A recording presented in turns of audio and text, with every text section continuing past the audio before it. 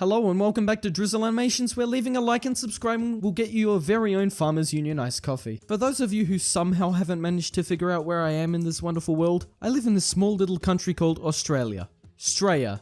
Land down under. That upside down place with the kangaroos and the Vegemite.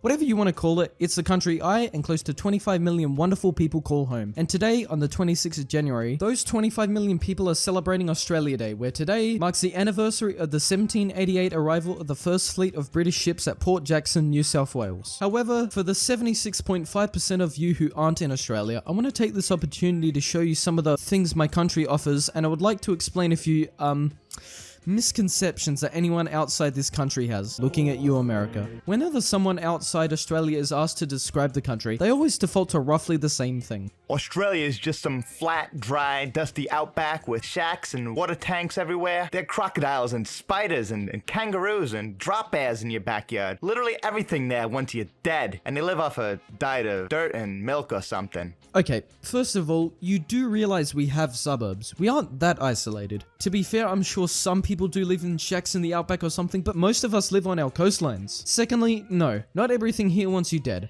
And in terms of animals in my backyard, the only thing remotely close to one is this plastic crocodile I got from a dollar store when I was 8. And that scaly ass motherfucker is as boring as your 7th grade drama teacher taking you to a hipster play about paint drying. And finally, Milo isn't dirt. It's essentially brown cocaine. And even though you are technically supposed to mix it with milk, no one ever does. Most of the time we just eat tablespoons of it straight from the tin.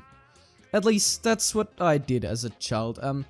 If any of you ate Milo like I did, please tell me in the comments so I know I wasn't being stupid. Alright, now that all that's cleared up, here are a few things that make Australia the amazing country that it is. First of all, it's hot here. Like, frying eggs on the pavement hot. While most of you watching this are probably up to your necks in snow and negative 20 degree weather, most of the country is averaging weather around 35 degrees on a daily basis. It got to the point where highways were melting in Victoria. Oh boy. Only in Australia. But at the same time, our weather is kind of like your bipolar ex. They can both change rapidly without any warning, and it's kinda weird. Good evening. This is the Australian forecast for the next week. I hope you all have your ACs ready because from Sunday onwards, every city in the country will be above 36 degrees Celsius. However, do expect the weather to drop rapidly on Wednesday, where there'll be nationwide storms, until Thursday, where the temperature doubles. Because Australia, I guess. Something else that I would consider kinda weird is some of the things people believe about us. I don't understand how you guys can come up with half of this stuff, and as much as I hope you're all joking when you say this, it's sometimes hard to tell. No, we don't put shrimp on the barbie. We don't even say shrimp. They're called prawns. The only reason that phrase exists was because of a tourism ad played in the States in the 90s. Although you lot do have a funny accent. Come on, come and say g'day. I'll slip an extra shrimp on the barbie for you. Also, drop bears don't exist, and we also don't ride kangaroos to school or keep them as pets. They are our equals, and we treat them with respect, thank you very much. Also, just because I live in the same country as your cousin doesn't mean I personally know them. No one here drinks Fosters, and we are not upside down. Once again, what are you foreigners thinking? Like, come on guys, I thought you were smarter than this. Speaking of foreigners, Australia is probably one of the most diverse countries in this world. We have people from all different cultures and backgrounds who call this country home. But when most people think of Australians, they usually think we are all like Steve Irwin or something. I've even had a few people ask me if people like this exist. Oh fuck nah, yeah nah mate, grab me a bit of grog and a ciggy and let's go eat some shrimp on the barbie at Macca's while we watch the cricket on telly mate. Fuck off cunt, Koshi, meat pies, fuck those Kiwi cunts! Okay, to be fair, I'm sure at least one person like this exists, but the sad thing is, there are some people who actually believe most Australians are like this, which just... Come on guys, you can't be serious. On a completely unrelated note, I just want to talk a bit about some of the food we have here. Specifically, some Aussie exclusive foods we have. Even more specifically, how anyone outside of Australia doesn't know how to eat them correctly. It really shouldn't bother me this much, but seeing Americans eat some of the food we have incorrectly kind of tilts me. The main food no one seems to eat right is Vegemite, a food spread made from yeast extract.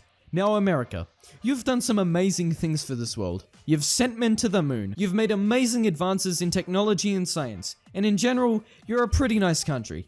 And yet, despite all of these accomplishments, none of you f***wits have figured out how to eat Vegemite properly. It's really not that hard. To enjoy Vegemite properly, you need to get a toast and spread butter and Vegemite very thinly.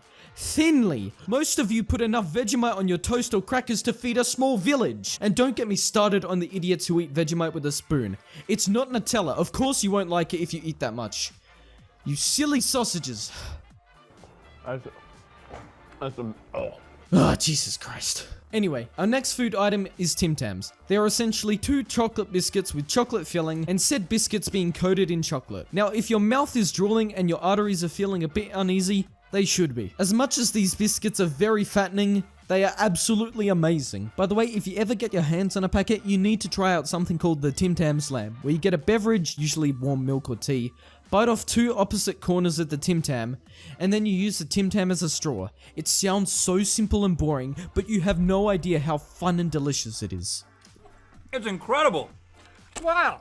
Thank you, Australia. You know what else is delicious? Fairy bread, a staple of Aussie cuisine. To make it, get a slice of white bread, spread some butter on it, and then sprinkle hundreds of thousands on the butter. Once again, it sounds so simple, but it's so goddamn good! I don't know what it is, but for some reason, even as a 17-year-old male, I will go out of my way to make and eat fairy bread. I enjoy it that much. Sadly, because of my Italian heritage, I never really ate fairy bread that often, and the first time I had it was when I went to an Australian friend's house. Hey dude, you have to try this stuff. Sure, what is this? It's called fairy bread. Come on dude, you have to try it. It's amazing. Okay,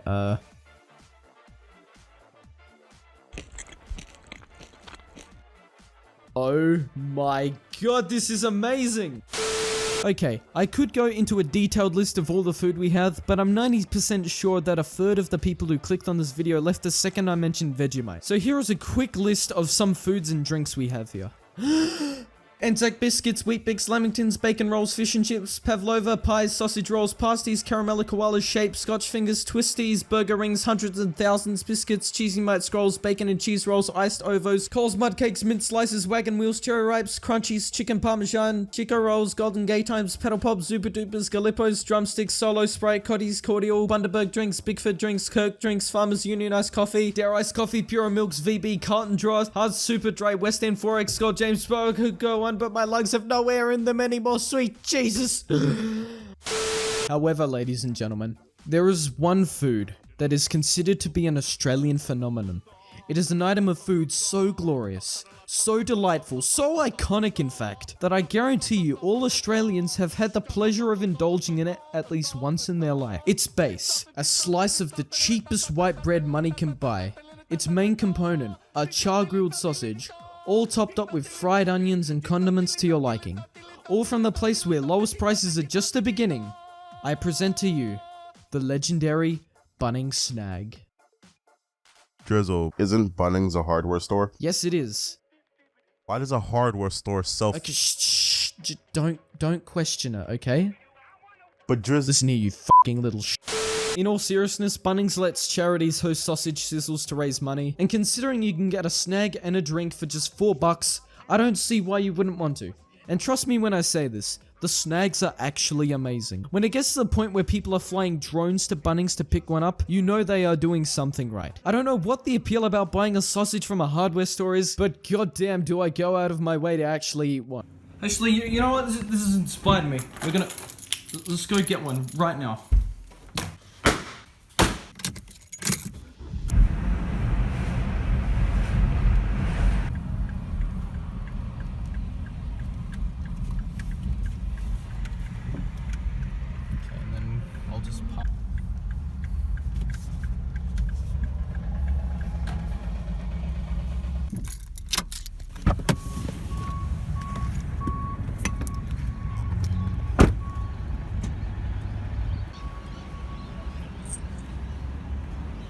Just a snag and some onions. Alright, thanks. Here we go. You help yourself your sauce. Yep.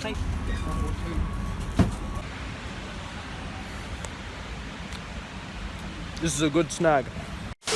On a completely unrelated note, it's quite obvious that the main language spoken here is English, but the amount of slang we use on a daily basis is crazy. Even I didn't know most of the words that some people have used until I did some research. There are simple ones like g'day, fair dinkum, arvo, which essentially everyone, even non-Australians, know about. Then there are more colloquial terms used in phrases such as chucka you eat the servos mate, or put a sock in it you drongo. Then there are the ones so strange that I either have never heard of them or they make zero sense to me. First off, for some reason, most of us refer to strangers as mates, and some of us call our friends c***s for some reason. And side note, if an Aussie calls you a sick c***, don't take offense, that's a compliment. Don't ask me why, it just is. Then there are words like bluey, cozzy, bush telly, click, like, what? I don't think I've ever heard a single person use these words in my lifetime. I could seriously go on and on about some of the slang people use, but this video is already too long as it is, so I'll include some links in the description if you're interested in learning a bit more. In conclusion, while Australia does have its flaws, I honestly wouldn't want to live anywhere else. I'm seriously so grateful that I was born in such an amazing country, and I wouldn't trade living here for anything. Speaking of which, do you know what would be even more amazing? You subscribing to my channel. All you need to do is click on the circle with my face on it, and while you do that, I'm gonna make myself a Milo. Catch you all next time. Among the gum trees, with lots of plum trees, a sheep or two, a kangaroo, a clothesline out the back, veranda out the front.